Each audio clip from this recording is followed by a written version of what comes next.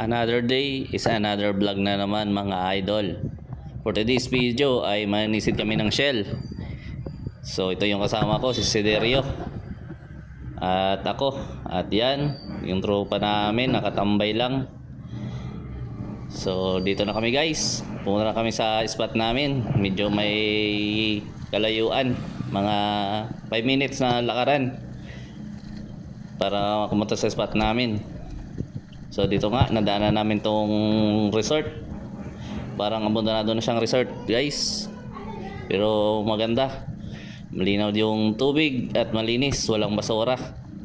Goods na goods to dito kung mag outing kayo ng mga kasama mo, tropa, at yung mga special someone nyo guys. So dito na nga kami guys, spot namin. Naglilinis na kami ng mga antipara at gamit-gamit at para ready to yung rumble. So noon na pala dito si paring Sed, kasi may gamit na yapak, napakabilis lumangoy kahit malakas yung agos. Goods na goods yung bilis niya. At dito dumaan yung mga small fish, ang gaganda, puro berde guys. At pag mapansin nyo dito, napakataas yung mga seagrass. Yan, tawag yan dito sa amin ay kuya po. Ay abaw, nakataas ba? Ayan, sinisid ko. And then hanap lang din tayo kung may shell. So wala pa dito guys. Siguro nasa naunahan pa yung mga shell natin. At nandun, ang bilis ni paring Sed.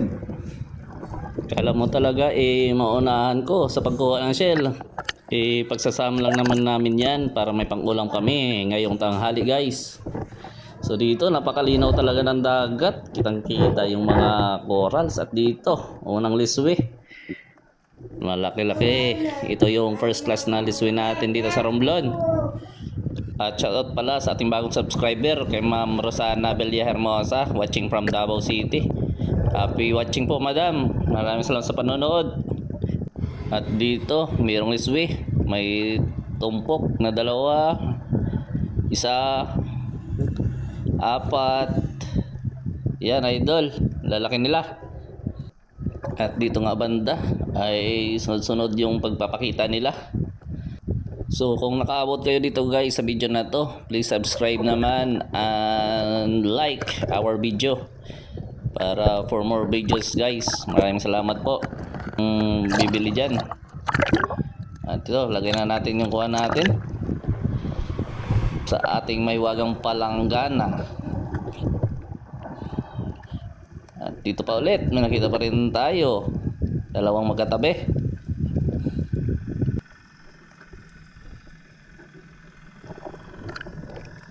Grabe, ang linaw ng dagat guys. Kitang kita talaga yung mga starfish, sea urchin.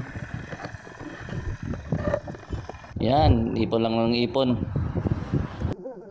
At dito si paring Sed, may nakita sa tapat ko, 2 shell na liswi. Inuha niya. May dala pang pana si paring Sed, pero wala namang isdang na pana. Ay ay ay ay.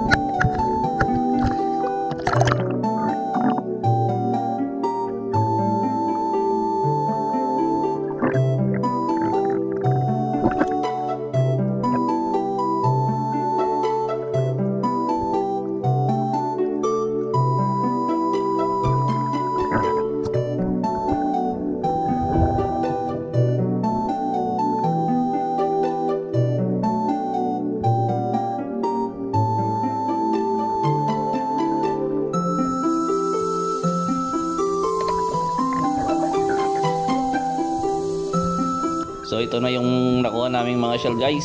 Medyo konti lang, pero goods na yung pang-ulam sa tanghalian. Pag nilagyan na yan ng gata, ay di sasarap at dadam na yan. At itong isda na huli ni paring Sed.